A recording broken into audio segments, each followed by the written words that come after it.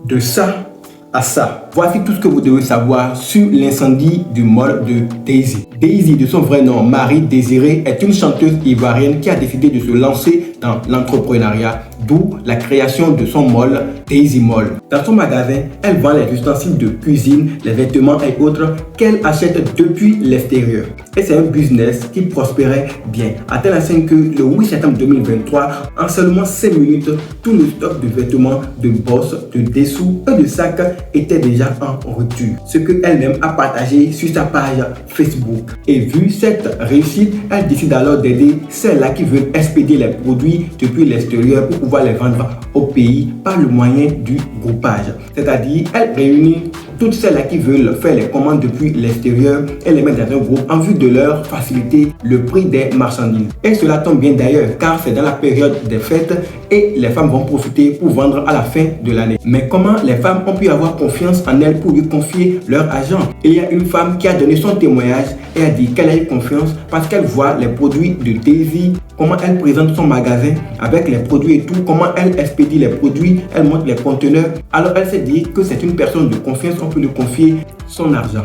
Et selon les témoignages toujours, plusieurs femmes ont investi chez Daisy en vue de prendre les produits depuis l'extérieur. Et à un moment donné, les produits commandés ne viennent plus. Alors les femmes ont commencé par se plaindre. Et dans le même temps, Daisy est partie en France à cause de sa santé. Et quelques jours après, dans la nuit du 27 au 28 janvier 2024, le magasin de Daisy a connu un incendie et tous les produits sont partis en fumée. Tout ce qu'elle a pris du temps, de l'énergie, de l'argent et a construit est parti en fumée. Mais juste avant cet incendie, elle a publié sur sa page Facebook le 25 janvier en disant, je cite, « Bon, je préfère écrire ça ici en guise de preuve par rapport à demain.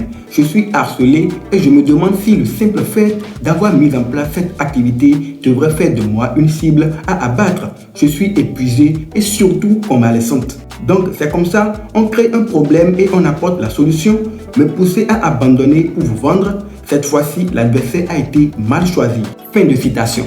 Alors après cet incendie, les femmes maintenant ont monté au créneau et ont commencé par demander le remboursement de leur investissement. Elles ont pris d'assaut les réseaux sociaux tels que les lives sur TikTok et les publications sur Facebook. Dans certains lives TikTok, ça parle de plus de 50 millions de francs CFA qu'elles doivent à ces femmes qui ont investi chez elles. Dans d'autres lives, il y a des femmes qui disent que c'est elles-mêmes qui auraient monté le coût de l'incendie pour ne pas rembourser aux femmes. Jusque-là, on n'en a aucune confirmation. Dans le live TikTok de Roro, il y a certaines femmes qui disent que ses parents sont riches, qu'elle pourra prendre l'argent de ses parents, principalement de son papa, pour pouvoir rembourser aux femmes. Ce qui est clair, actuellement, les femmes sont en train de demander le remboursement de leur argent. Notons également que jusque-là, Daisy ne s'est pas encore prononcée sur l'affaire, car actuellement, elle est à l'hôpital. Comment va-t-elle rembourser ces femmes? Elle viendra certainement le dire. Pour le moment, abonnez-vous pour ne rien manquer de cette histoire.